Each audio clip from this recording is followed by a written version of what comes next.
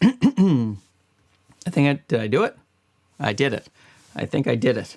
Am I on? Am I on the... See, because I scheduled one. I haven't done the live in a very long time, so I am not exactly sure. Is my head too high in the frame? Let's sit down on the chair. Proper posture, right? And then we'll go back a little bit. I'll go back a little bit. Oh, no, my camera, I'm going to be mute. Oh, mute. Had my thing going in the background there. Now, okay, got it. Is there anybody here at all? What's happening? Is this on? Is this thing on? 19 watching now. Okay, so some people are here. Oh, I am live. Thanks, Barry. Barry's always here to help out so haven't done a live in forever. Even just setting up the cameras and stuff. I was like, I just can't remember how to do this thing. And now the chats, remember, I used to put it, for a while, I was doing the Ecamm software really well, and I was just putting up the comments that would come up on the screen. I don't know how to do that anymore, but, here we are. So let's say 40 watching now. Oh, well, that's more than should be watching this. Let's be honest. Mic sounds good. Took me forever to remember how to hook up the Rode Streamer X. I love the Rode Streamer X, but it is not what you'd call an intuitive piece of gear. It really isn't. So I had to remember how to hook up all that and connect to Rode Unify and all that stuff. And when it starts, the Rode Streamer X, it starts unmuted. It starts on the headphones instead of the mic. So you're recording and you're like, where's the sound? You have to press the button to go over. It's a Streamer X. I've plugged in a microphone. You should start. The default should be microphone, not headset. What? Don't even have a headset plugged in. Not intuitive. That's all I'm saying. So this is, it's a Q&A. You can ask whatever you want. I just like to have a topic, a through line that I can go back to and ramble on about. And I've been thinking a lot lately about the APS-C versus full frame because I've been buying both full frames and APS-Cs. I got even other besides Sony, like Fuji APS-C. I have a Nikon APS-C. I'm thinking about getting a Nikon full frame. I would love to get into the Canon system, but because of the lack of lenses, I find it less fun. There's less opportunity for me to do things because it's such a big commitment to go Canon full frame and then Canon full frame lenses. And that's the only reason I don't have any Canons right now. I had an M50 for a while when they still supported that. This is the best dad ever, by the way. Best dad ever, that's me. And kids made this for sure. They didn't buy it at a store, That is good stuff right there. Try to get it back. Okay, so now let's go. So I got Ecamm Live up now. Ecamm Live, hello from India. Hello there. And I don't normally, I used to do these on Sundays. You know what? I'm a little low in the frame here. I'm going to go up a little bit with this camera to get to the top of my head. Okay, that's a bit better. And this is ZV-E1. You probably see it on screen. ZV-E1 over here. And let's go to the second angle is the A6700 over here, which I have white balanced slightly differently, apparently. Well, what are you going to do, guys? It still looks pretty good. It's just a little more... Oh, that's the FaceTime camera. Hi. Look at how bad that looks compared to the ZV-E1, huh? This is why you come to Camera Crisis, to figure out... Oh, and that is my iPhone. So let me just show you what I'm working with here. I got two wires coming in from the ZV-E1 and the A6700. But see, I'm just doing USB streaming right there. Do not look at that mess over there. I dare you to not look at it. There's my Streamer X. There's me. Oh, Inception. And yeah, so this is, I really like how you can just stream. Let's switch to a real angle. I really like how you can stream directly from the cameras, the new Sonys, and that's why I'm doing that. But I am taking a risk, and I will start reading the questions in a second. This is me. I ramble on. But I am taking a risk here because the ZV-E1 definitely overheats if you stream for longer than, say, 25 minutes, I find. And I don't know too much. I remember the A6700, when I streamed it without a monitor connected, it lasted fine. So I have no fan on what I'm not even looking at. Where are you? A6700. I have no fan on the A6700, but I do have this fan over here on the ZVE one. This is the new Ulanzi fan. Ulanzi? I don't know how you pronounce it, but it's got this little spring here. The old one, can you see that? It had suction cups. The old one had suction cups, and they would fall off. So what I would do is just put a little elastic band around it. And it still worked, so I was fine with that, but this is so much better. You can just, you don't have to attach anything to the back of your camera. You just put it on, and it's up there right now, and I have a USB cord going into that too, because the battery only lasts about 40 minutes, I think. So I like to plug it in USB to a power bank or something like that. Hello from Germany. Okay, how you guys doing? Now let's see. Do I remember how to put up a quote? Let's see. I'll double click on Barry. Oh no, sorry. I almost banned Barry Johnson, one of my favorite people of all time. There he is. See, I figured it out, Barry. Instead of being banned, you are highlighted. Oh, that's good stuff. That is good stuff. Glad that is there. Okay, and then I turn it off. Now, oh great, we're kind of back. Well, you know, it took me a minute, but now let's go through the comments. I have a type Q for questions, so I can search for questions if people end up having them. So, finally, live again. Yes. Greetings from Germany. Greetings from Canada, where we are also cold. It's first time, although it's the first time we've had snow at all this winter. In February 15th was our first snowfall in Toronto. It's like, woo, you know, listen, I'm no scientist, but that doesn't sound good to me. Canada, not snowing. It's weird. Let's see. Hello from another from Germany. Oh man, I must have hit the right time in Germany, because the Germans are abound. You know, like I look at my like affiliate clicks and stuff like that, and Germany is actually the third biggest. Of course, North America, States is the biggest amount of viewers, and then there's Canada, and then it's Germany. Germany loves their cameras, man. They really do. Well, now what? I'm not going to put up hello from Uganda. Hi, Leopold. I have a Ugandan friend, actually, Arthur Simeon. He's a stand-up comedian here in Toronto, and he's actually quite popular. So chances are you would know him, because he's a fancy export. Oh, look at this. Oh, here to save the day. It's Mr. Camera Junkie. I put him as a moderator back when I used to do live streams, and he's still, this guy, tell you what, ladies and gentlemen, you want to know anything about live streaming, you go to Mr. Camera Junkie. I bother him all the time in the DMs, sliding into his DMs, and I'm like, Mr. Camera Junkie, what do? I should have done that for this. That might have shortened my relearning curve. Ow, we have a question. I have the A6700 with the 200 to 600. I'm impressed with it. But how much better would full frame be? Very appropriate, Ramble On Productions to this particular live stream, wouldn't you say? I was just going to pick up a full frame camera and also hold but what's the difference? The answer, my friend, is it really depends on the situation, but in many situations, it won't be better at all. And it's one of the points that I am going to try to make as I blather on here in this live stream for about an hour, I would say, and then I really should go to the gym. But you so often don't need the advantage that full frame brings you. Like, if you watch the channel, lately I've been showing some of my street photography. So put on a little GoPro. Do I have it here? Oh, it's not a GoPro, but I call them all GoPros. But it's a DJI Action 4, and I strap it to my chest with a little harness. That harness is actually from GoPro. I mix and match the brands. And then I go out and I'm taking my photos, and so let's say with a full frame, what a lot of people might be looking for is that crazy blurry background. They'll get a 50mm f 1.2, and I'm not looking for that in street photography. Like that's crazy. Unless you're walking around asking people for portraits. And then there's also ways to emulate that crazy depth of field. You get yourself a, 200mm at say f 2.8 and you back up and you shoot that. I mean, the face will be slightly different, but usually I find the longer the focal length, the more people seem to like how their face looks on camera. So, you can do that. And also the APS-C lenses now, there's Viltrox, I'll be doing a video on this soon, Viltrox 75 f1.2, you talk about portraits and blowing it out. Like that's like 135 millimeter f1.8, and that looks crazy good. So even in terms of, so here I am about to say the advantage of full frame with background blur.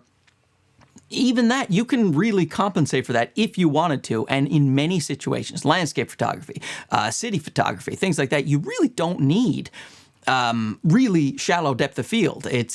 You're not usually doing that at all. Taking pictures of architecture, buildings, things. Yeah, I'm up at f8, f9 a bunch of times, and so yeah, it's low light. Low light's a really big one. If you're always shooting in the dark, whether it's video or photos, then low light performance on the APS-C is just simply not as good as full frame if all things are equal. So, if, pardon me if I have some of the, what's it called, gear acquisition syndrome going on here. It's early in the morning for me, and I'm drinking coffee, so that's probably going to happen. So what I'm saying is if you put up a side-by-side picture of a cityscape and you're not at a crazy shallow depth of field, no, it's like simply, I'm editing my own photos, and until I look to see, I have no idea which one is full frame and which one is APS-C. But there are times, like when I went out shooting a longer lens that's coming up in a review soon, and it was getting really dark. The sun had set, and I was shooting with the A6700 and the A7 IV. And so in that situation, as it started to get darker, and I'm trying to shoot birds in flight, so now my shutter speed is really high, definitely helped to have the full frame. So, if you're shooting in lower light, you're trying to keep that shutter speed up, and even in sports photography, which isn't necessarily lower light, sometimes you got to crank that shutter speed so high to really freeze that fast action. Then, once again, full frame. But image quality, it's micro four thirds even. I find I do see a difference when I'm looking at a 1-inch sensor. But once I hit micro four thirds, APS-C, full frame, a skilled photographer, there's almost no chance you'll be able to know which one is which, unless it's one of those extreme situations. So that's so I hope that answered it somewhat. What I'm saying, don't worry, you got an APS-C, you can take absolutely professional photos and videos. People do it all the time. People are still doing it. A bunch of Arri Alexas are APS-C for video. There are people shooting on even DSLRs, not even mirrorless cameras, that are APS-C sensors, and they're professional photographers. You can do whatever you want. Full frame does give you some advantages at times. And but so does the APS-C. Like when I was out shooting that long lens with the bird photography, I stuck it on my A6700 and I got extra reach. And so, that was pretty cool. I still got my 26 megapixels on my A6700, but I was able to punch in further to get those birds that, it wasn't a great photo shoot, but the principle is the same. You'll see it, maybe. I always look very alive and funny. Well, that's good. I mean, wouldn't want to sit here looking all corpsey. You know what I mean? Okay. Looking from Tenerife. I really don't know where that is. Art Studio. So Art, I guess his name is Art. But I do not know where Tenerife. Can someone tell me where that is? Because, I like to be educated. Let's see. Oh, another question. Question for you. Why can't I read it? Mark, question for you and the discussion. What do you think Sony cameras choose to increase shutter speed instead of lowering ISO when lowering the exposure in low light scenarios? Well, I find the new ones are pretty good at it. My A6700, when I was doing exposure compensation on my street walking, street walking, I sound like I'm hooking. When I was out taking pictures, then the ISO stayed at 100 for me. It is a thing, like the camera has to kind of guess at what's the best thing. And if your shutter speed is like, 2500 and it lowers that, then, but it is not ideal for it when you're using exposure compensation to leave your ISO, say high. If your ISO 6400 and it leaves it there and just lowers your shutter speed, then that's not great. And I find the new ones are quite good at that. So, but if you are finding that, depending on which camera you have, then I would just set the ISO at 100 and then I would do aperture priority and set the ISO manually at 100. And then, but you have to, keep an eye on your photos. Like if you're shooting a 100mm lens on APS-C and your shutter speed is dipping, below 100, let's say, if you have decent IBIS, and if you don't have decent IBIS, dipping below 1/200, then you are going to want to either put that ISO in auto or up your ISO a little bit. So, yeah, I find my Nikon Z30 is really bad for that. Even in video, it does a really bad job with that. So the cameras, they're not perfect, but I find the new ones are better. And I would say you just keep your eye on it. And if you're an aperture priority with auto ISO and you think it can, and it's not lowering the ISO instead of shutter speed, put the ISO manual and then take it from there. With my ZV-E10, I actually do manual with auto ISO. So it's kind of backwards because it doesn't have a minimum shutter speed in auto ISO. So what I do is I set my shutter speed at say 1/250 because that's pretty much all I need for, like, say, those city walks. And then I just fool around with my aperture as I would, and then the ISO will go up or down depending if I need it. But you know what? Yeah. But then sometimes I'm overexposed, and then I got to switch my shutter speed. So yeah, it's a balance. You got to try to figure it out. But yeah, I find if I'm daylight shooting, I don't have any issues shooting aperture priority, even on my ZV-E10. So I don't know what camera you're shooting with, but yeah, they do sometimes pick the wrong one. And Barry says hello from India. Hello, Mr. Camera Junkie. Okay.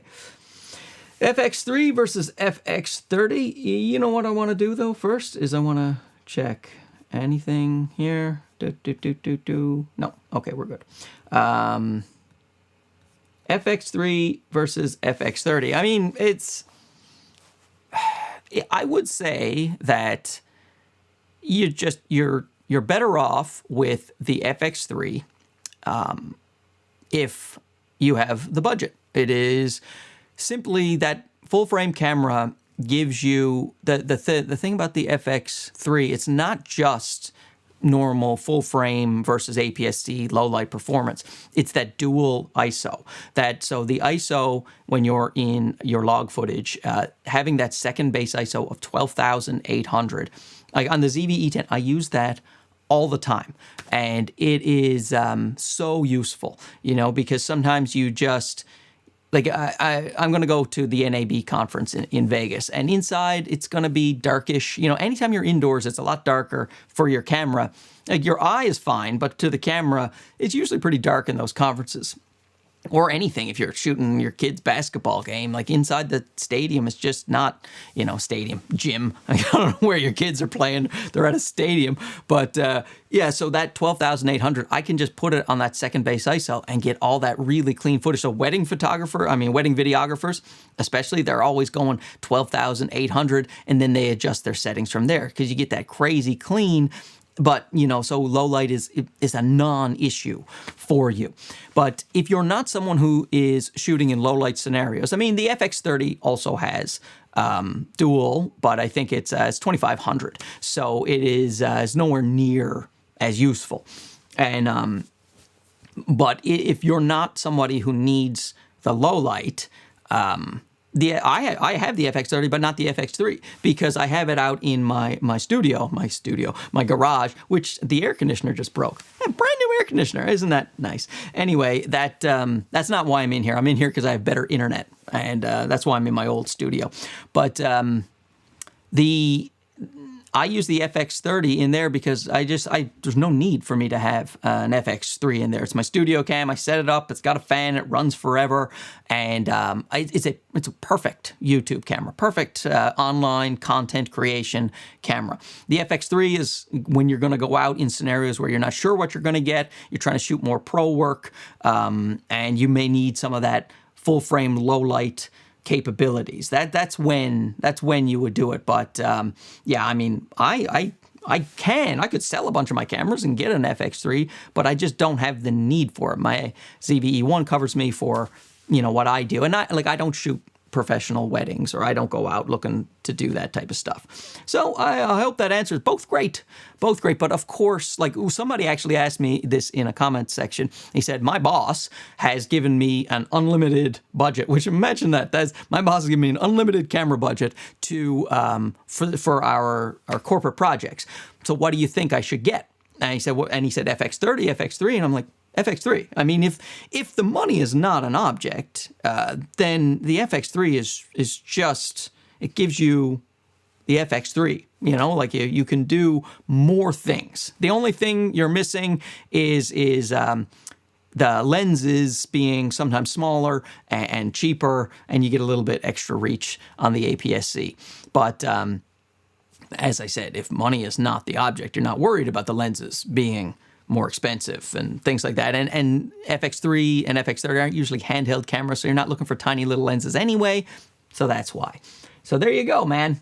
There you go. So, we got 124 people watching. How about that? And most of them are bots, I am sure. Okay, so let's see. Hello from Malaysia. Man, see, I've never streamed at this time, so I'm getting people from all over the place. Art Studio, I had to change Sony full frame to Fuji APS-C. No problem. Even better for my video. Oh, those Fujis are awesome, man. They are awesome. Where is it? Do I have it here?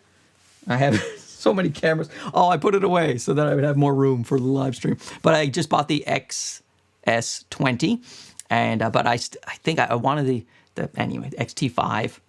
But the XS20 makes more sense for the channel. It's people are more interested in my comparisons of that versus some of the lower priced Sony cameras, and I still did want to see it. So, but still, and maybe the XT5 that might be coming, man. But yeah, they're XH2S and stuff. Those cameras are awesome.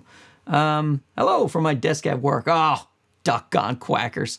I hope that you don't have any work to do today, my friend. Because, I don't want to be blamed.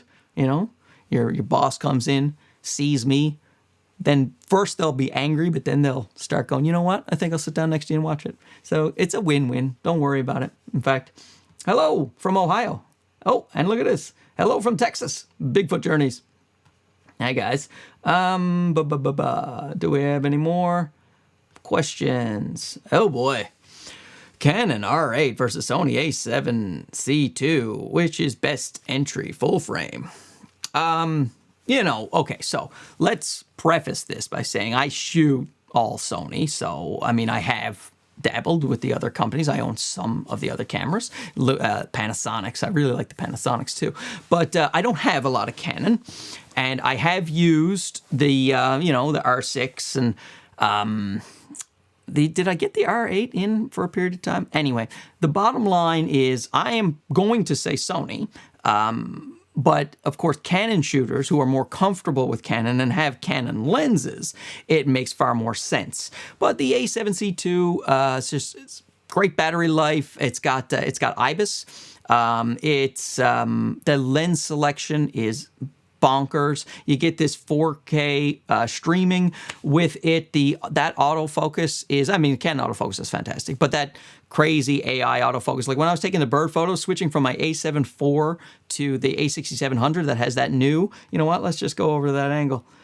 That has that new autofocus where it can detect things even faster. My goodness. Oh, it died. Oh my goodness. Oh ho ho. How about that? No fan. And it died. A6700. Here we are, 24. Do I have the internal temperature set to high? I think I do. Now, I was streaming. I was testing this out for about 15 minutes beforehand. How about that? Okay, because my A6700 in my first tests when I was doing the live streaming, no issue at all. How about that? But this fan has got the, what is it, the ZVE1 still going. You know what? I'm going to put this fan on this other one on the A6700.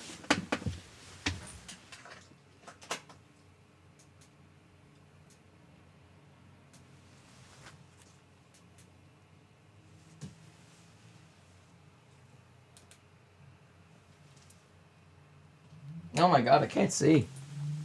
I can't see a thing. Like, my eyes are gone. Like, I had laser eye surgery, so so here I am talking about being a Sony shooter, and then the A6700, it craps out on me in the live stream. Go Canon, everybody, go Canon. No, just, you gotta expect it. You know, this is one of the things, this is one of the reasons I was doing the stream the way I was doing it. I wanted to see if the A6700 could last the whole stream, and it certainly did not. So once again now, you would want that Ulanzi fan for the A6700, just like I have here on the ZV-E1. I didn't even notice the little temperature symbol right there.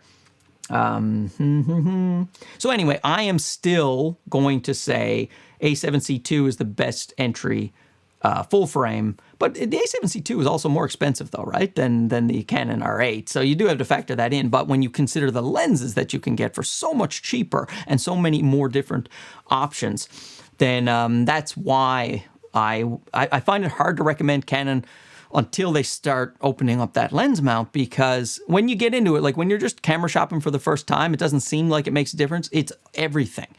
Which lenses you can pick up, because when it's time to go shoot, you need a lens, and having them prohibitively expensive and very small, like the APS-C line in Canon, they're just not making any lenses for it. They're not letting anyone else make lenses, and they're not making lenses, so it's tough. So anyway, I'm going to say Sony A7C2. But again, it's coming from me, right? Maybe if you ask a Canon guy, he's going to say, oh my God, that guy's such an idiot.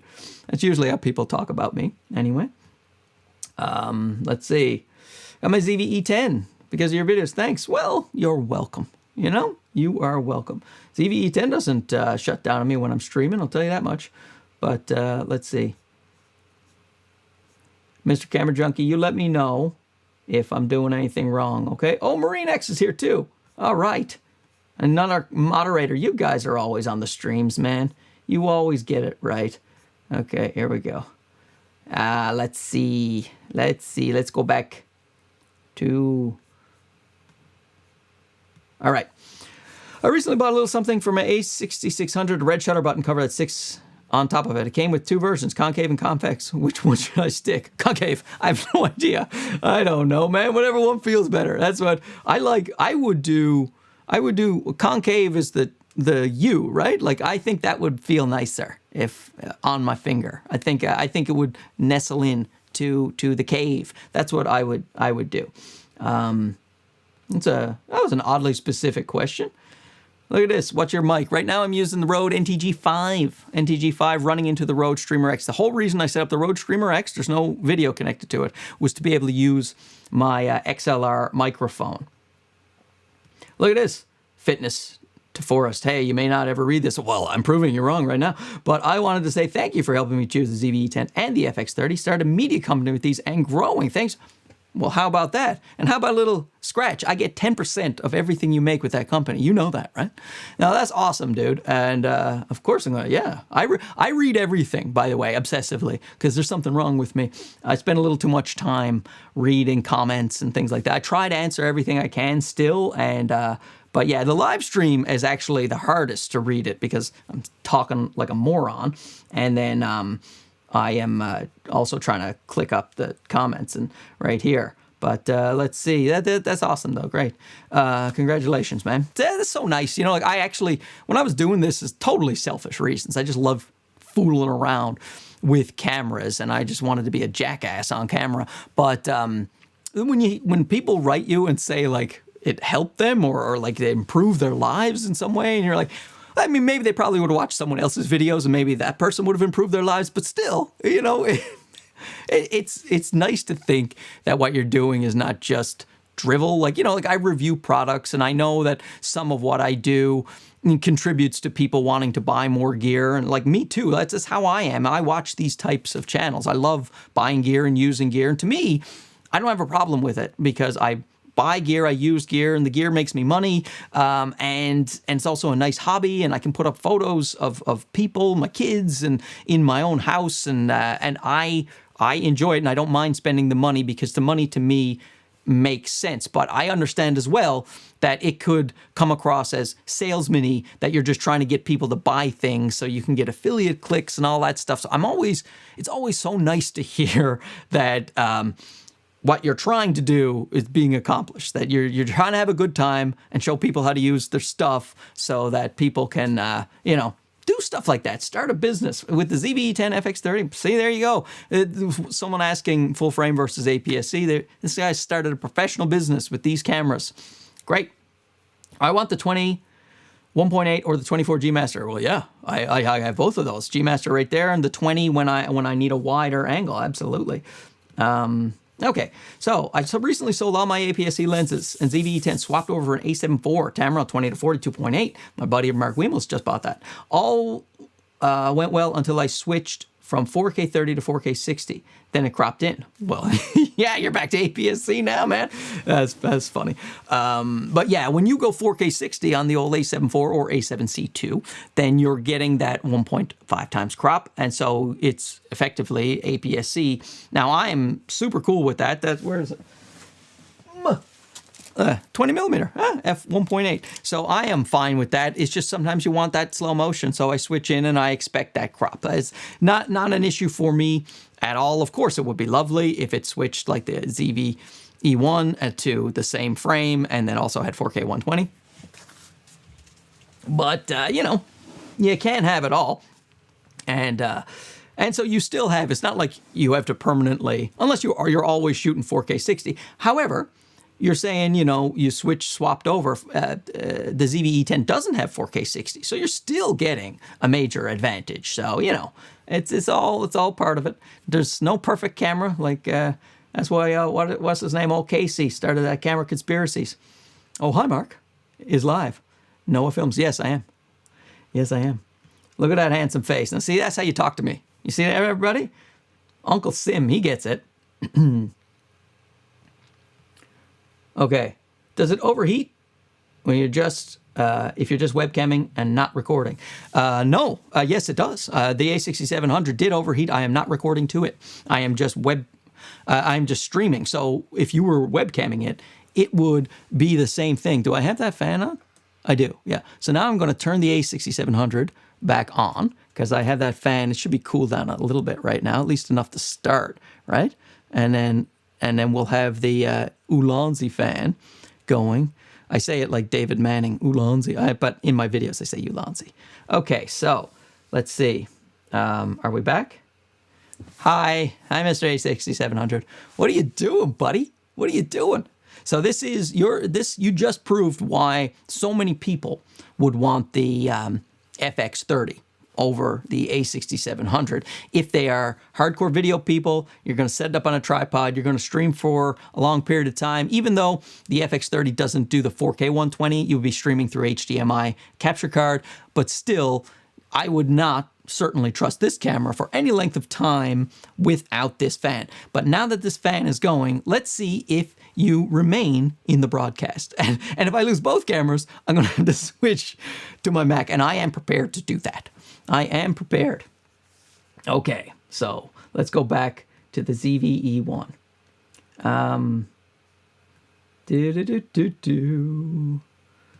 My new fave creator is live. Oh, who'd I replace? Huh? Hope it was someone good, like McKinnon or Casey Neistat. I'm definitely on that level. There's no doubt about it. Hi from Toronto. Just scream out the window, buddy. I'll hear you. I will hear you. Greetings from Obi. Obi? Again, I don't know where that is. You got to remember, I'm not very smart. I don't have a lot of geography. Oh, look, he even knew. He followed it up with, it's Ibiza. You're not going to know where it is. You are correct, sir. I did not know where that was. I'm actually just going through the comments here and seeing Okay, so I like it again. He says, okay, question, which can do 4K 60 over HDMI without a crop? I guess A7S3 and FX3. Yeah, I think that's it. I think that's it. I don't think the A7R5 does that. Oh, and maybe the ZVE1. To tell you the truth, though, I don't know if I've checked about 4K 60 over HDMI with no crop. So I can't say that definitively, but I'm going to say probably those three cameras, A7S3, ZVE1, but then your ZVE1 over HDMI, remember you got your overheating unless you have a fan. So, and 4K 60, in fact, even with a fan, I'm not so sure that once you get to those higher frame rates for this little camera, brilliant little camera that packs so much into it that it overheats, can't even handle itself. And I am aware of that when I buy it as a consumer. So that's what some of this is, right? Like, you can see me using these cameras, but you can also see the problems that I may run into with these cameras. And I am willing to live with that. Put up a little fan, do something like that, have one of the cameras die in the stream, pick up another camera. Okay, because I'm just doing it for me. I'm not doing professional work here. But yeah, if you were to take these cameras and you wanted to get paid to do something, and you can't have them crap out, you know? So that's one of the reasons you don't buy these types of cameras for professional video shoots, generally speaking. But because they give me so much of what I'm looking for, that when I'm using them in this scenario, I work around the problems. You know what I mean? So, but that's one of the things I want to do with this channel is just, here it is, warts and all. I still recommend these two cameras almost over any other cameras if you do what I do, because the occasional time you'll need it for something like this, you can find a workaround. And whereas with street photography for the A6700 and the video and the 4K 120 for the ZVE1, you know what I mean? You guys know what I'm saying. Siberia is with me. All right, I'm with them. Oh, unless you're doing bad stuff. I don't know what you're doing right now in Siberia. Oh, minus 35. Woof. You are staying in, my friend. Minus 35 Celsius, everybody. So, good Lord in heaven. Yeah, we're only at -5 today, -5 here in Toronto, so it's not so bad, eh? Let's see. Oh, look at this. What up, pimp? It's Marine X. He knows how I talk. That's how I talk on a daily basis. I walk around and say, what up, pimp? And he said, not much, man. So yeah, Marine X, another moderator. I mentioned him earlier in the thing. This guy, live streaming. Oh, Mr. Camera Drunkie, Marine X. Marine X always doing that EDC, everyday carry stuff. Love it. I can't stop watching it. And I'm always trying to think how I can have my pockets streamlined, but all kinds of stuff that I need. I love stuff. When I was a kid, I was obsessed with like Swiss Army knives. And like that is just, I don't know, it's me. Gadgets, knives, things like that. Well, not a lot of knives, but you know. Greetings from France. Huge fan of your channel. Why, thank you. My wife is French. She's triple citizen. Citizen of the Ivory Coast, citizen of Europe, spent a lot of time in France. Her first language was French, also English. But yeah, yeah, thank you. Greetings. Yeah, I like the French. I married one of them, you know. I married one of them. Okay. How much difference between a 30 and a 56 for bokeh on an FX30? You will notice a nice bit of difference. I mean, the Sigma 30 is at 1.4 is still going to give you lots of background blur. But a 56 is going to punch in that extra bit, you know, like so, you know, at the same distance, you're going to have to stand further back to get the same framing. But Sigma 50, if you're going to take portraits and you have the budget, the Sigma 56 or the Viltrox 75 1.2, those are just, whew, your portraits are going to be immaculate. And so, yeah, you'll see a bit of a difference. But wait, now, did you say for video? Well, because of FX30, I'm thinking for video. If it's FX30, I would probably get the Sigma 30 because very rarely are you trying to get that far away with video. You're not usually shooting at 85 millimeter equivalent full frame when you're shooting video. So if you're trying to shoot video, I would do the 30 millimeter because you're still going to have to be a nice few feet away from your subject with that 30 millimeter to keep them in the frame, and there's going to be lots of background separation. So I would go with that.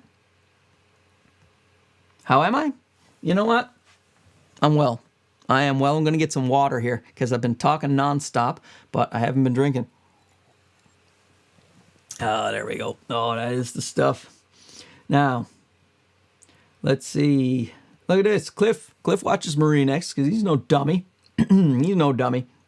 How long have I been on here? Oh, 40 minutes. That's not the end of the world. 40 minutes, not too bad.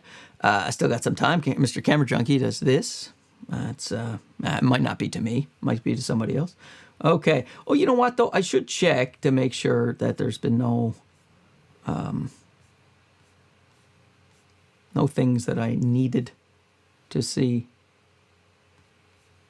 Okay. Nope. Everything's good, right? Okay. Yeah, Mr. Camera Junkie, Marine X, let me know if there's something important I have missed and I need to address. Okay, what I mean? Okay, so like this is important. This is my last comment. Your voice hurts my ears. I'm assuming it's because it's annoying, but how's the audio? Is it too loud? Or is this person just doesn't like me? Because that's okay. I am super cool with if my voice is grating on you as long as the audio is properly leveled. So please let me know.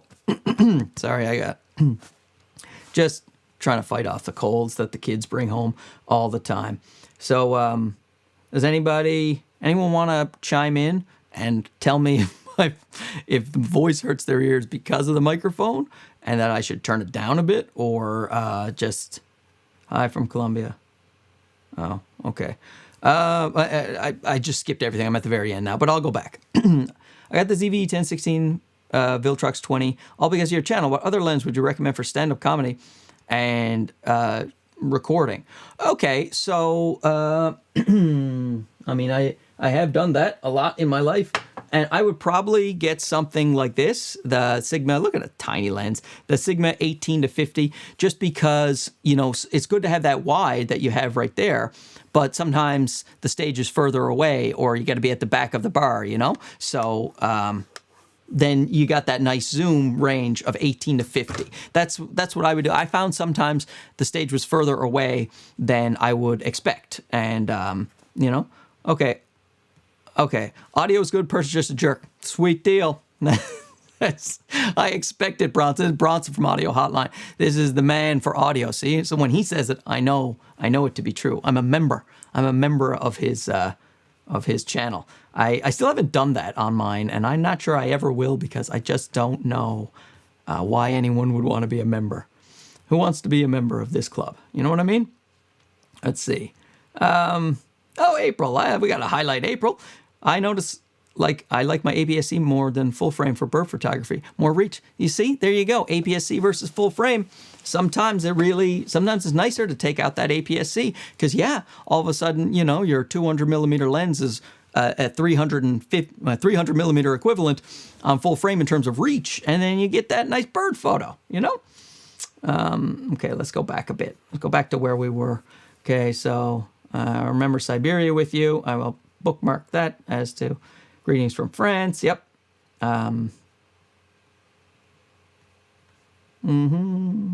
Okay. Dr. Lucas had a question. Why do you think Sony cameras choose? Oh, wait. I did that one. Oh, my God. I went back too far. Sorry, guys. Oh, look at this one. We addressed this already. Should I get the ZV-E10 right now or wait for the ZV-E10 Mark II? Look, this rumor mill, man. I just, you know, I don't know where they get their stuff. But they could be right, because sometimes they're right. But like they've been talking about the ZV-E10 Mark II coming out since the ZV-E10 was released, but it wasn't released that long ago. It was in August of 2021. And Sony usually waits about 4 years before they update a camera body. So that won't be until, not this summer, but next summer. And so possibly sometimes they do a 3-year thing because they're trying to shorten it like everybody else. But so best case scenario, I would think, would be the summer or the fall of this year. But I could be wrong. They could drop it tomorrow and just have told me nothing about it. I have no idea. But if you want to shoot something, just go get the thing right now. That's what I would do. And I also think the new ZV-E10 is going to be more expensive, you know, like because I'm assuming it's going to have 10-bit better technology, and they're going to charge for it. It's going to have a better sensor, but you can still absolutely get fantastic footage from the ZV-E10. And if you have project to do right now, I mean, like I said, what if it doesn't come out until, what is it, 2024? It doesn't come out till August of 2025. Waiting that long? I was thinking about picking up an FX3 the other day, and I know that's been out a really long time, but I just, if you need something for a project, you need it. And I would go, if you want to start something, go start it. I would say that. That's what I would say. And I certainly have no idea if anything is coming out, but I would get it. What camera am I using for live stream? It says should be on the screen, but again, I forget how I'm doing all of this. But the main angle is the 24 millimeter G Master with the ZV-E1. And over here we have the Sigma 16, which I've balanced a little warmer with the A6700, which is still going. And I don't see the overheat warning. See? All these little Ulanzi fans. Ulanzi fans. Oh, can you focus on it? Oh, yeah, you did. Let's see. Okay. Boo.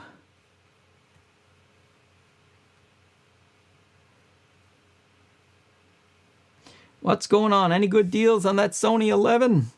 It's the best deal is always $50 off. They give you $50 off that one on many, like anytime there's a holiday or something like that, or sometimes randomly. But that's all you'll get off it. It's they're stingy with the lenses. They'll always $100 off a G Master, maybe $200 if it's a previous version of a G Master. But like the APS-C lenses, they do $50 off that one. They'll do $100 off the Sony 15 and $100 off the Sony 10 to 20 f4. But they'll only do 50. At least, I mean, I don't know forever, but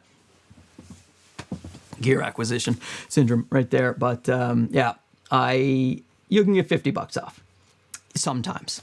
I bought mine full price. I end up buying everything full price. I always miss the sales. Hey, huge fan of Machalama Energy. Just wanted to say hi. Keep up the awesome work. Well, then I will. Okay, let's see. What's this? Sigma 10 to 18 f2.8 or the Sony 11 with clear image zoom? I would do the 10 to 18. If you are going to start zooming, I would do the 10 to 18 because with the Sony 11, it's you're cropping in on the image, so you are technically losing resolution, even though it does a pretty good job. But like when it comes to photos, you won't be able to do that except in JPEG, and also like it's a different look, So the 11 millimeter punched in is just the 11 millimeter closer, but you move to 18 and you get less of that wide angle, So it's I would do the 10 to 18 if you plan to use more than the very wide focal length. So let's see. Now you can hear those Ulanzi fans a little bit, so when it's dead quiet, so if that is important to you, I can hear them on the cameras, especially I have two going right now. It's a very even sound and it's pretty pleasant, so I don't have any issues with it, but can you hear it? I mean, how are you going to know though, right? Because you don't have reference to it when it's off, and I'm not going to go turn them off because, that's too much hassle. Now, let's see. What are your thoughts on the A7C II now that we have a couple of months removed from its release? I tell you what, Duck on Quackers, who's still watching me at work, is I am even more impressed with it now. I was originally thinking my A7 IV, there's no way I'd give it up for the A7C II, but after taking it out, especially for doing like nature, wildlife photography, because I was switching back and forth between the A7 IV and the A6700 a lot lately, and the form factor of the A6700, which is much closer to the A7C II, I kind of like that, which surprised me, but it's just, it's smaller, more compact. I like it. And what's most impressive is the autofocus. So having that new AI chip that autofocus is just, where is it? So the A7 IV doesn't have that, right? So it's got great autofocus, but it was not finding the birds as fast, or the other things I was looking for, as fast as the A6700. And the A7C II, it has all that. So I would say, if you are comfortable with the one card slot, then I would recommend the A7C II as the best, certainly the best all-around Sony camera that you can get right now for the money. It's the best value full frame Sony camera, I think, and it's really, really great. And yeah, it's, so, you know, right now the A7 IV is still more expensive than the A7C II, and this thing, it has, you know, I think one advantage of being able to go 1/8000 in mechanical shutter, and it has the 2 card slots, which is important for professionals. You know, and it's got a better EVF in terms of, you know, it's bigger to be able to frame up your shots a bit better. So if you're a photographer, yeah, but see, a photographer, but you don't get that AI autofocus, yeah. So what I'm saying is, if I didn't have this, I would buy the A7C II. Yeah, and but I love this, and it's still absolutely fantastic. But if I have to have one over the other, I personally don't need 2 card slots very often. So, you know, there you go. That is what I would say to that. Now, unfortunately, Sony APS-Cs are crippled on purpose. I listed my A6600 for sale. Yeah, I find this, like, I mean, I know it's a popular term, the crippled, but I find it's a bit of a balance, especially like after testing all the Sony cameras and talking to them and the Nikon people, and they're trying to find, like, what would you call them, categories, you know? Like, what would a photographer who is on a budget want in his camera? How much can we put in there? What are the compromises that we have to make in order to make, say, the A6700, in order to make that $1,400? What are the compromises that we have to make? Like, overheating is one of them in video, but they're like, yeah, but this isn't necessarily for the video guy. So what are the compromises the FX30 makes? Well, we'll leave off the EVF and we won't have a mechanical shutter, and that'll be able to keep the price down a little bit. And, you know, so there's trade-offs. As opposed to me thinking it's crippled, I think it's a bit overblown. I don't think companies generally want to, you know, cripple a camera or hold back features. I think they do hold back features sometimes, but I don't know, maybe I'm a positive person, but I do think that the reason they hold them back sometimes is that they think, like Canon holds back C-Log 2 a lot in their different cameras, and some people get really upset with that. But the Canon engineers, as far as I know, are saying, this camera that doesn't have C-Log 2, the C-Log 2 won't grade well in this camera. It doesn't have the right amount of dynamic range for C-Log 2. And so that's why they hold it back. And people get mad at them for that, but maybe that's a decent reason, you know. And this camera overheats, and this camera has 1 card slot, and this camera doesn't have a mechanical shutter, and this camera doesn't have an EVF, and this camera has a bad LCD screen. Like, it's all a balancing act between the price of the parts, the features of the camera, and what parts of the camera are going to perform not great for the person who's buying it. You know what I mean? I find it fascinating. It's complicated and fascinating because, like, even if you were to say, well, go buy the camera that's not crippled, like, which one is that? What is the absolute perfect camera that exists? It doesn't really exist. You know, it's like, well, then go get the A7S III. Well, that has 12 megapixels, and I want more megapixels. Okay, well, then go get the A7R5. Well, that doesn't do 4K 120, or does that do 4K 120? It has 8K. No, it doesn't do 4K 120, right? Does it? A7R5. I have so many stats in my head. A7R5. No, it doesn't. It doesn't have 4K. See? It doesn't have 4K 120. Just wanted to clear that up. But yeah, that's how I view it anyway. And I know that the Sony APS-C cameras, they have limitations in different ways, but you know, that's the way I look at it. That's the way I look at it. Okay, saw that one. It looks amazing beyond any smartphone. Well, that's for sure. Yeah, I definitely like that. Let's switch over to my FaceTime camera. Hi, this is my Apple. And this is the not brand new, was MacBook Pro M2. I mean, it's actually not that bad, to be fair. It's just the glory. Look, oh, that's just beautiful. Okay, so, oh, look at this again. I bought the ZV-E10 3 months ago. I love it, but I'm hearing there may be a Mark II. Should I upgrade to that? Gimbal to limit shaky footage. Okay, so again, don't upgrade at all. Like, it's not out. You can't upgrade. So, and I would just, until you find that you're missing something, there's no need to upgrade. Gimbals, look at the Zhiyun Crane M3S or look at the DJI RS3 Mini, and that will cover you for most of what you're looking for. The Zhiyun Crane M2S is good if you're just using, say, the 11mm or a really small lens with the ZV-E10, like the kit lens. But if you're going more than the kit lens or the Sony 11, then you're going to want the M3S from Zhiyun or the DJI RS3 Mini. Okay. APS-C, because it can't afford full frame. Yeah. And yeah, get started with your APS-C and see where it goes. And you may never switch to full frame. Who knows?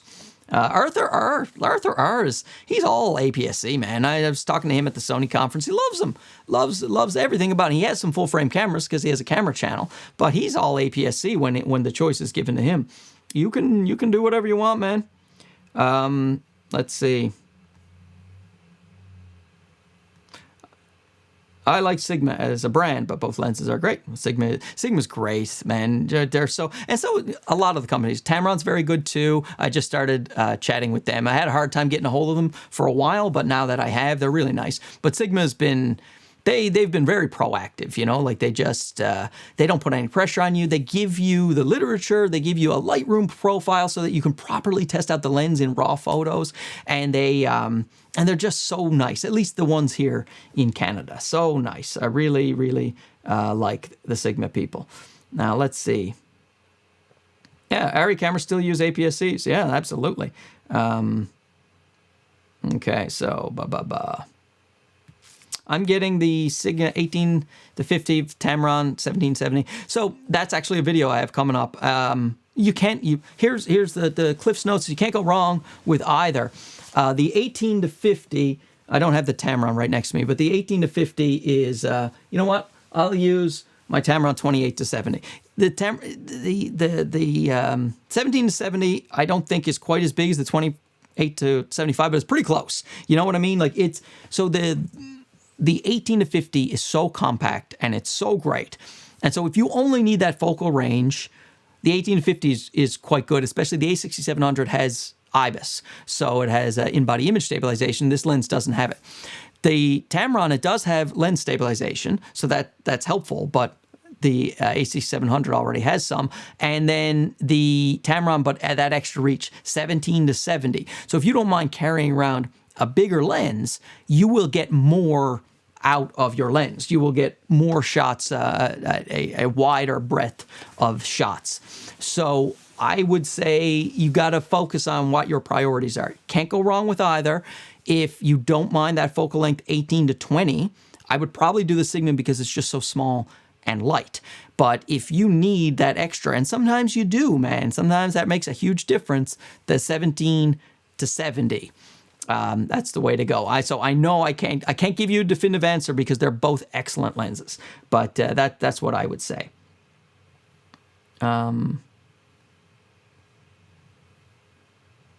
Okay.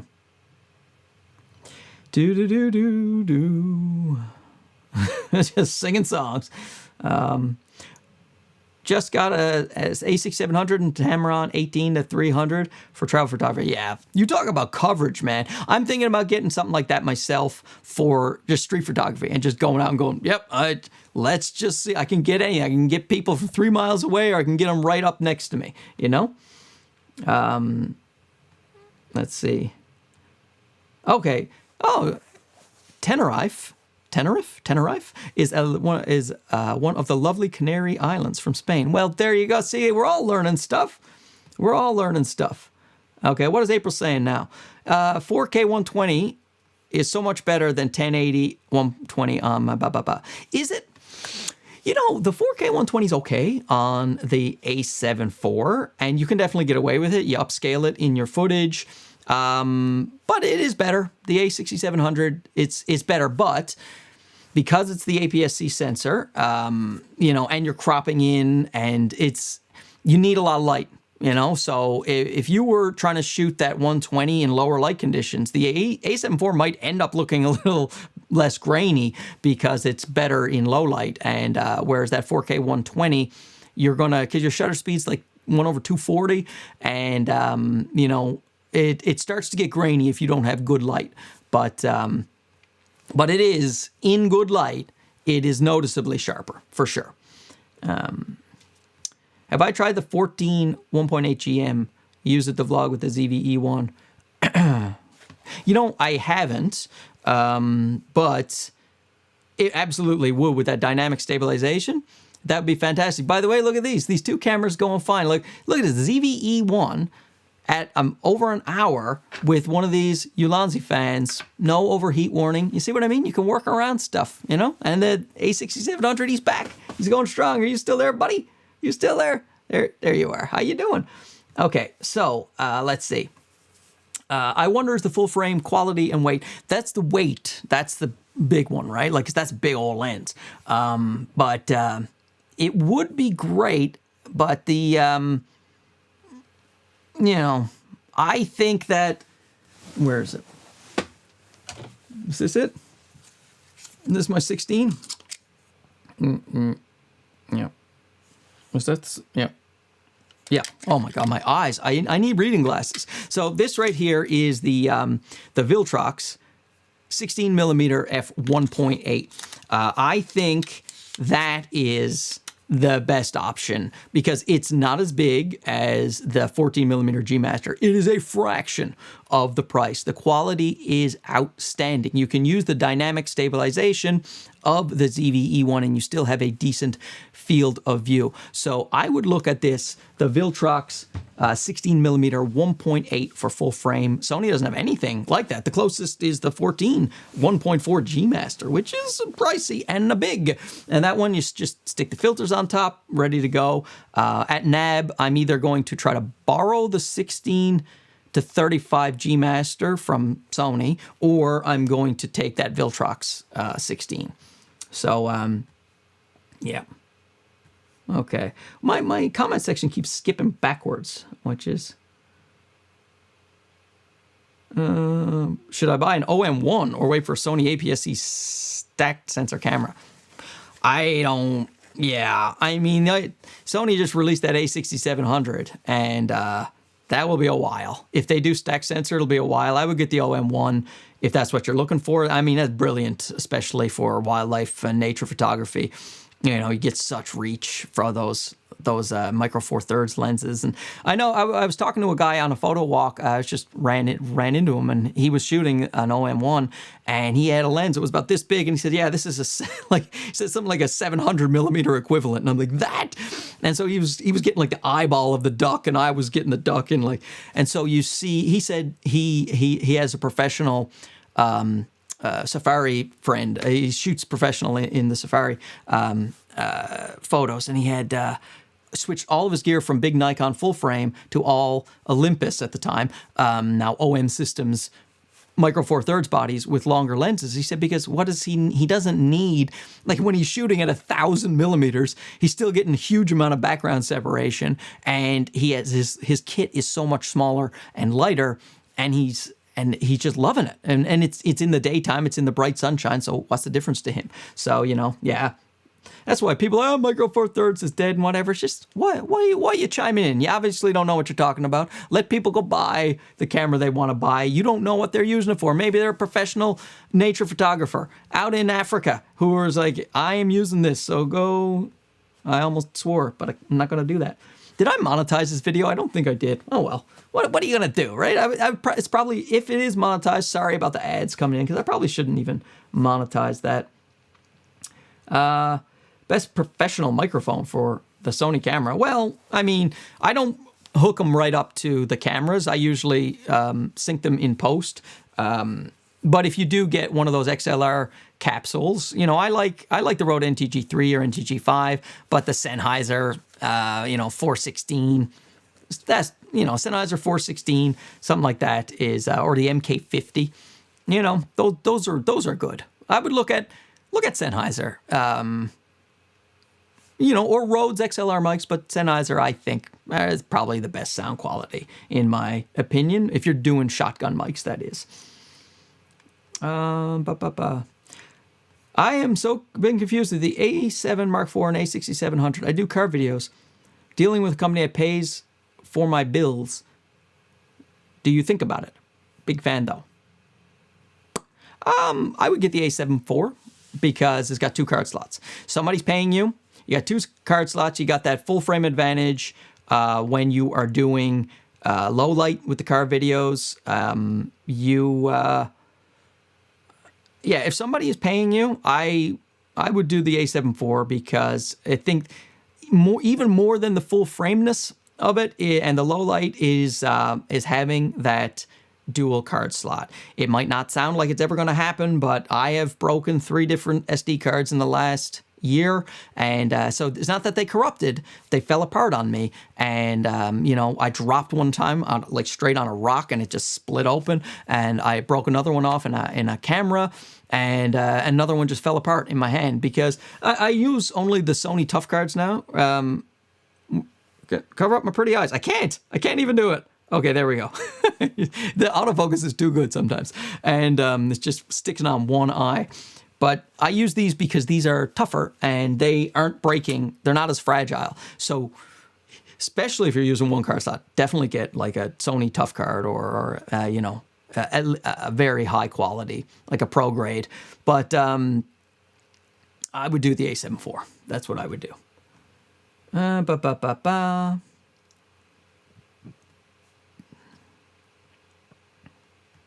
What's this? Proper light exposure, people say. Okay, proper light exposure. If I record 180, 60 frames on a Sony camera, people say use 124 shutter speed, but can I use 160 or 180 and not have much motion blur? It looks better in my opinion. Oh, if it looks better, you know, go for it. It's like it's an art, man. And you can sometimes people are slowing down their shutter speed because they want an ethereal, blurry look. Like these things help you do we're all artists here, aren't we? We're changing the world, right? With our cameras. But like, it's your art. It's your video, man. If it looks good to you, do it. ZVE1, same dual ISO. Yes, it does, as the A7S III and the FX3. That's one of my main uses of it. He said ZVE10, but he meant ZVE1. I probably did. I do yammer on, after all. So let's see. Mark, I think I speak for everyone here. Well, I missed your gorgeous hair. Well, let me tell you something. I don't. It's that itchy on the neck. I'm old, man. I'm 40. I'll be 46 in a month. And my kids, I'm picking them up at school. I got to look like a professional human being, all right? I have my scraggly, aging rock star hair that made me look balder, I found, than I am. And you know, my wife was a big fan of me cutting the hair. But then when I cut my hair, when she looked at it, she was like, oh, do you know what I mean? When it's not like, hey, it was like, oh. She thought it was a little too short on the sides. It's grown out a bit now. But, you know, I'm like, you know, you were part of this. You were one of the reasons I cut this hair. And she's like, no. She's trying to backpedal now. But it's too late. I know. Be careful with your initial reaction to people. Always do enthusiasm. Even if your brain is like, why is it too short on the sides? Go, oh my God, I love it. You know what I mean? And if you don't love it, you can find a way to massage that later. You know, like she could have said to me in a weeks and a half time, oh man, I really love that haircut, but I do think that maybe you could grow it out a little more on the sides. You know what I mean? So that way I wouldn't have seen that look of disappointment on her face. Anyway, now we're talking about hair. Let's see. You can use any speed you wish. Yeah, that's right. Do you know if there's a battery grip for the A6700? No, I don't think there is. Look at this. Now, I've already put Bronson up on the thing, but this is when he first chimed in, like an hour ago, because I am slowly getting through the comments. I am really sorry if anybody has written a comment that they were hoping to hear, yet I will try to keep going and answer them. But you know, I don't see anything that, I don't see it, like there's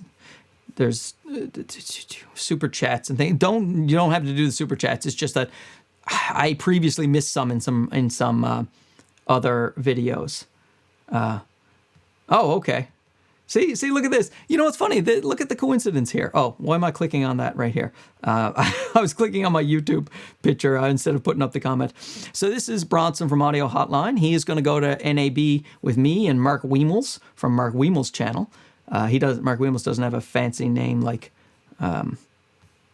Bronson, who goes with Audio Hotline. Look at this. This, you see? And Bronson called the last guy who said my voice was annoying a jerk. And he's back. Rolling Shutters is back. I just want you to know that you were amazing. See? He didn't mean anything by it. He's just constructive criticism. I love you. You're amazing. Your voice makes me sick. You know? I hear things like that all the time from family members, you know? I get it. Like, also, too, I try to remember that I'm a jackass, and the channel is humor-based in many ways. And so sometimes people, they say something, and they expect it to be a lighthearted banter that you'd have if the guy was in the room.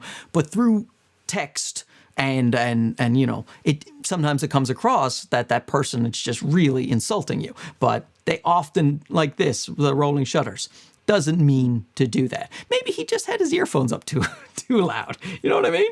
Now I've totally lost track of where I am. Okay, APS-C's lighter body and lenses, yes, for the most part. I will say, though, with that A7C II, boy, and the A7CR, those are small camera bodies. They are, and this ZV-E1, very small. Lenses are still generally bigger, but even that's starting, you know, size is becoming less and less of an issue, I find. Okay, that one was way back. Now, let's see if I can get back to Bronson. Where was Bronson's? Hey, handsome. There it is. So we got Bronson back. Okay. What are the dual ISOs for the ZV-E10? Oh, that was the one I said. Sorry. So, yeah, I probably meant the ZV-E1. The ZV-E10 does not have any dual ISOs. You're just going to get more noisy as time goes by, as far as I know. It's just, you know, like they say the A7 IV doesn't have a dual ISO, but it clicks over it at 2500, but they don't say it does. Mark Bennett is as intelligent as he is handsome. Somebody's been watching my audio tests, and I appreciate it. I have an A7 IV with the 24 to 105 for travel. I'm an older hobbyist thinking about selling and trading in my full-frame gear for lighter, travel-friendly A6700. What are your thoughts? Yeah, it's if you get an A6700 and you get, now the Sigma, the 18 to 50 will only get you to about 75. So you got 27 to 75. But if you compare that to an A7 IV with that 105, 24 to 105 lens, that is a huge difference. And even if you get the Tamron to get it equivalent, you get the Tamron 18 to 70 and the A6700, big difference right there. And that's the thing, right? Like that's where all these things, or where the compromises come in and what you want out of your stuff. Like I find too, I mean, I'm getting really sick and tired of like, I don't take my big backpack anymore when I go out with to do the street photography. I don't like lenses holding me down. I just decide, what lenses are you bringing? Put it in your hand and go, because I have some back stuff and getting older, don't want to do it, you know? See, that's it, right? You say crippled, you say, you know, but there's different strokes for different folks. And I am glad there's a lot of options. I do understand that it's confusing, and I do understand sometimes the negativity around these confusing features. So I just wanted to get that back up on the screen. More from France. Hey, France, that's 2 France comments. Why does it M3 shake when I use high torque? Camera is the kit lens. Yeah, so sometimes when you're using too much power, it'll shake. So use the auto tune on the M3S. So use the auto tune and it will gauge the weight for you. And when you use the auto tune, you should be fine. My boss might actually sit down to watch this. Well, good. Good. Then maybe you can also get an unlimited budget like that person who wrote me the other day. Off topic. What's the best action cam for vlogging? Small rig. Works a little bit in low light situation. But important to work with the DJI mic or shotgun USB mic. Yeah, I mean, you almost already got it. The DJI Action 4 is one I'm using. It still looks good. It's got a 1.2. What's the sensor? Sensor's more than 1 inch, 1.23 inches, 2/3. But it has it's good in low light compared to action cams, and it hooks up wirelessly to the DJI. You could also go with the DJI Osmo Pocket 4, which I also have. That works great, but this is wider and it can, it's waterproof. It has more things, it's and it's tougher, So out of the two, I would take this one. But if you're going to be vlogging specifically, the Osmo Action 4 is pretty good too, and you can buy that combo pack where it comes with that Bluetooth wireless mic instead of having to buy it extra for this guy right here. So that's what I would say: DJI Action 4 or the Osmo Pocket 4. Yeah, look, there it is. Rahul says the same thing as me. 17 to 70 with the A6700. You'll have the same focal length, and you'll drop the weight by what? Half? Probably half. Hey, he's live. Yeah, buddy. I am. All right, am I running it at 4K? Yeah, I'm running the A6700 full bore, man. 4K streaming. That was what was important to me. That was what was important to me.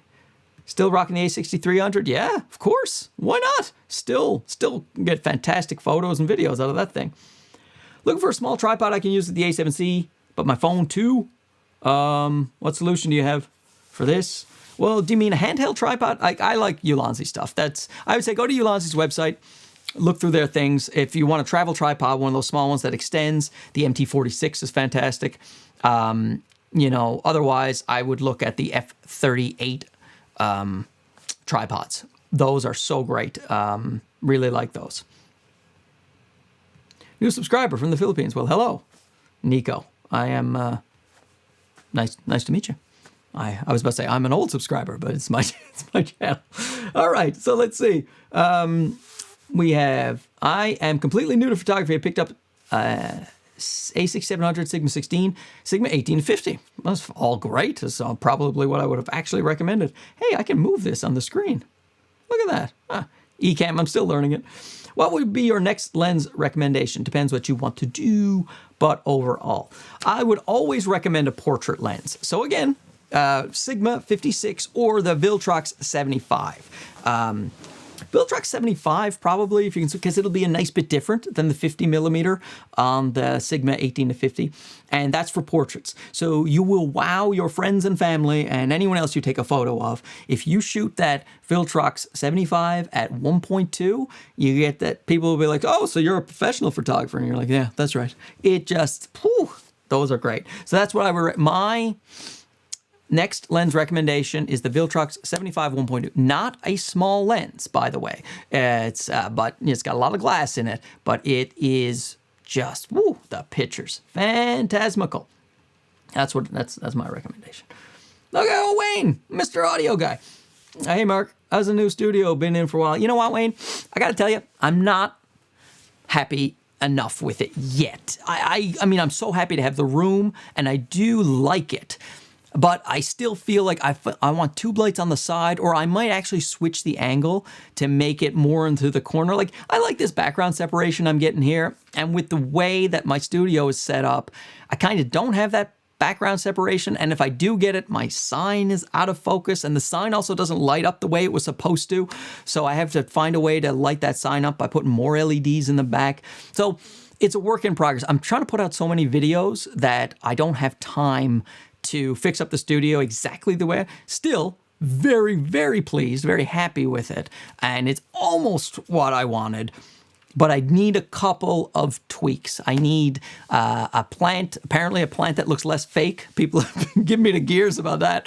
And I might just put it more off to the side, or when I switch to the maybe to the corner of the room. I'll see how that goes. Now, my sound panels will get into the shot when I show the corner of the room, but that might be okay for interest's sake. And then I can have more of that blurry background that I do enjoy. I almost pressed finish on this live stream, which may have been a relief to some of you, but I didn't. Let's see. Is it worth it to upgrade? Where's this one? Okay. Oh, well, first I'll go, Alan Jones, I'm learning Ecamm. Ecamm is awesome. Yeah, go to Mr. Camera Junkie if you want to learn Ecamm. He's like, I think he's one of their, is he one of their trainers? Are you Mr. Camera Junkie? You're like, I've seen you on their website. And I don't know if you're officially one of the trainers there, but yeah, he knows everything about it. Now look at this. So what was that again? Is it worth it to upgrade the Lumix G7 to the ZV-E10? Well, you know, I have the Lumix G7 and I loved it. I say it because I loved it because it's my first ever camera, so I'm never going to sell it. But you know, it depends, right? Like if you're doing video, yes, absolutely, because the G7 has no autofocus. I mean, it has it, but it's terrible. And for video. So if you're doing video, absolutely. You'll also get a larger sensor, better in low light. You'll get more depth of field at the same, you know, positioning. And but in terms of photos, I still like the photos coming out of the G7, but it does have it's got less megapixels as well. It'll be, if you are a hybrid shooter, if you're photos only, you may still, like, because the G7 has a nice EVF and a nice screen and a good menu system. So if you're photos only, maybe not. If you're happy with your photos. If you do video there, I would get it because I went with the G7. I mean, I was manually focusing for a while. I got around it. I got through it. But once you get an autofocus system that really works, it helps you so much. So yeah, that's what I would say.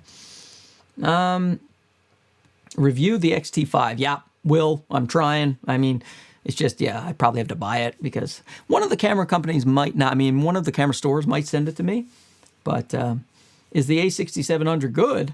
Oh my God. I don't know. Let's see. Are you any good? A6700? Yes, this is brilliant. A brilliant photo camera and great for video. Live streaming, or webcam, you're going to want a little Ulanzi fan or lower heat after about, by the looks of it, 25 minutes. But yeah, but it's never overheated on me in just regular 4K 24 shooting my own videos, even if I go for a long time. But streaming puts a lot on a camera, and these new ones that just have so much power packed into them. And let's see. I got an A6000 last week. A6700 was on sale for 20% off. So it became cheaper than an A6600. Woo. Got a starting lens to do the Sony f4 20 to 70-200G for now. Well, yeah, I mean, you were laughing. You were laughing. Oh, that was a great deal. Good Lord. If you don't like the crop, you can always walk backwards 1.5 times. That's right. See? You zoom out with your feet. Okay, I'm getting a 6700. Which lens is best? 18 to 50. Oh, I already did. See, sometimes my comments are jumping back. I think it might be me, the way I am scrolling. Your level is better than Peter McKinnon. Well, if there was ever an incorrect statement, it is that one. That guy is, you know, I'm not saying you have to love Peter McKinnon. I personally like his videos, but I'm not saying you have to like him. But his quality and his skill set is like, he makes some entertaining, well shot footage. You know, I'm actually thinking about, I'm going to try to do some like of the, what do the kids call it, the epic footage. Like I would like to have a few intros, you know, drone shots and cool music, and you know, just to have that extra element on the channel, because I kind of just sit and talk, and you know, but still, he's really good. I should say hi from my wife. She's so happy you're the person making me invest in the ZV-E10 and the gimbals, etc. I don't think she is happy. That sounds like sarcasm from right there. Are you streaming from the E1 and the A6700?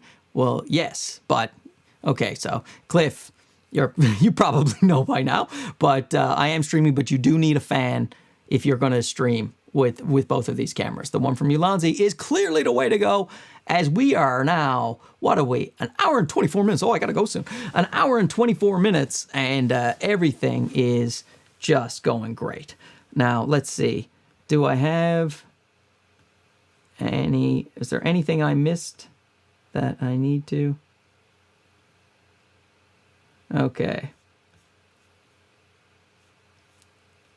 Do do do do do do do do do do do.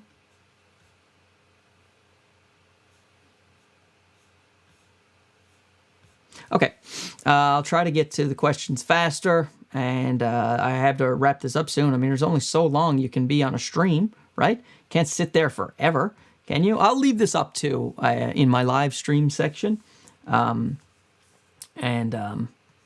so you can always watch it. Look, see, more from Germany.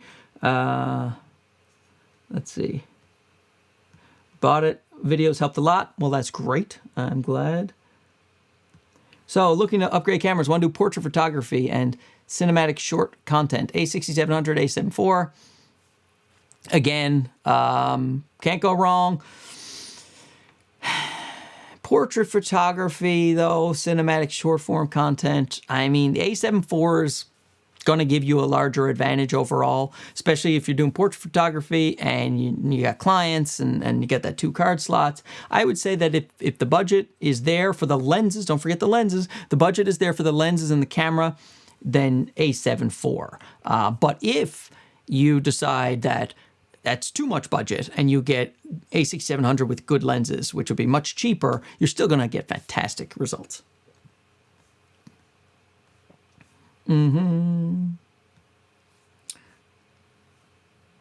Oh, did that one already. My God, I went back too far.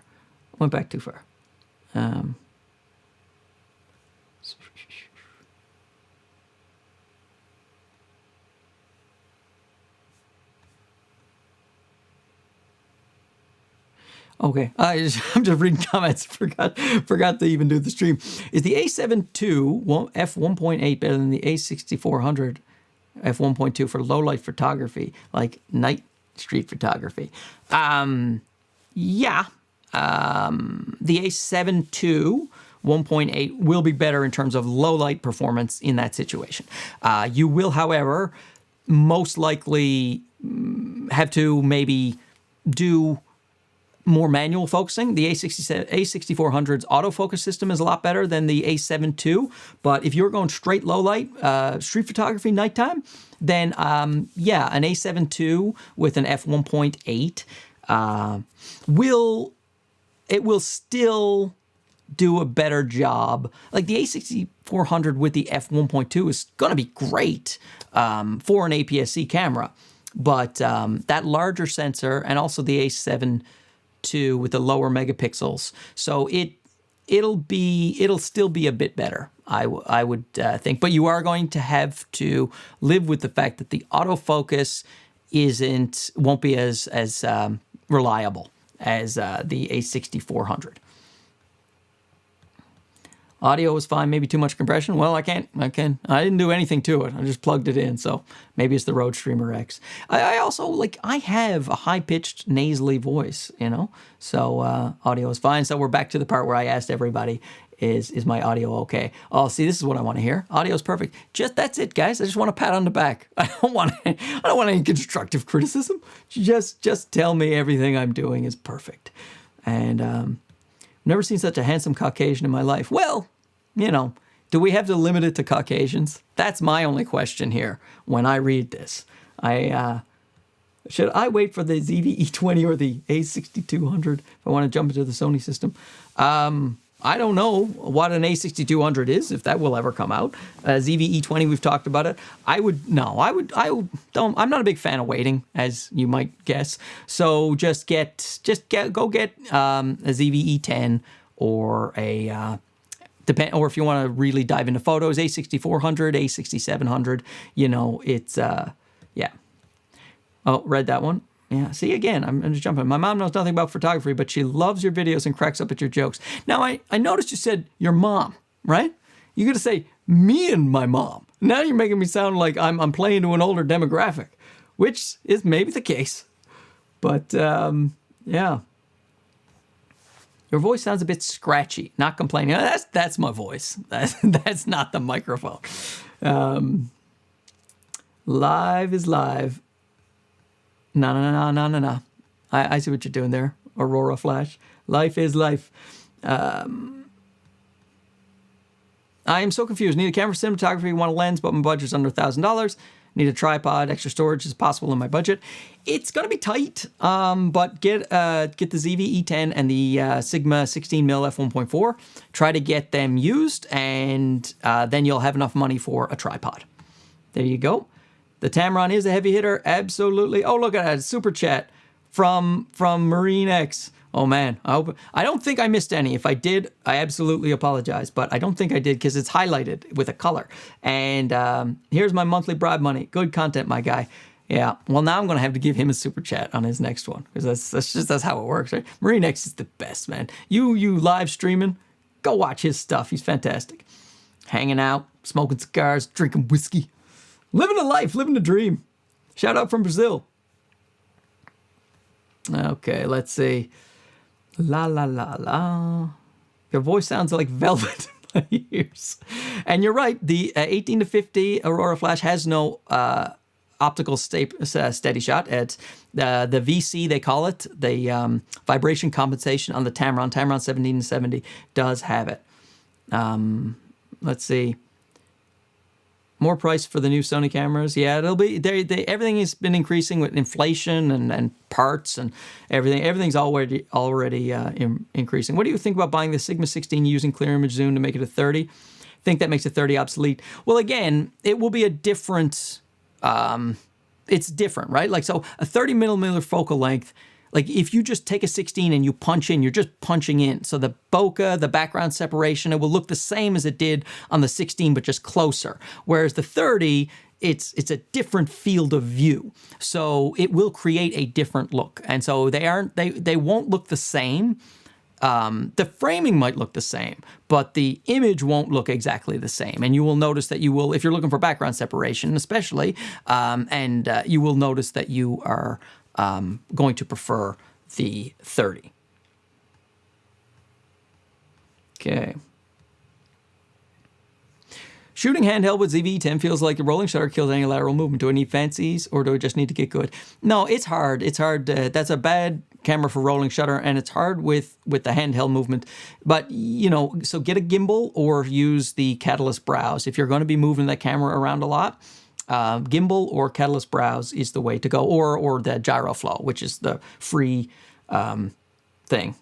Yeah. So I have Okay, so people are dropping like flies out of this live stream, so I am going to end it. Okay, so I think I've answered many questions. I tell you what, I will go through the chat and I will answer more questions in the comments, but I do have to get going because it's been over an hour and a half. And so ADHDM, somebody just did a super chat, so I will click on that right there. Where did my eCam go? Where eCam live? Okay, so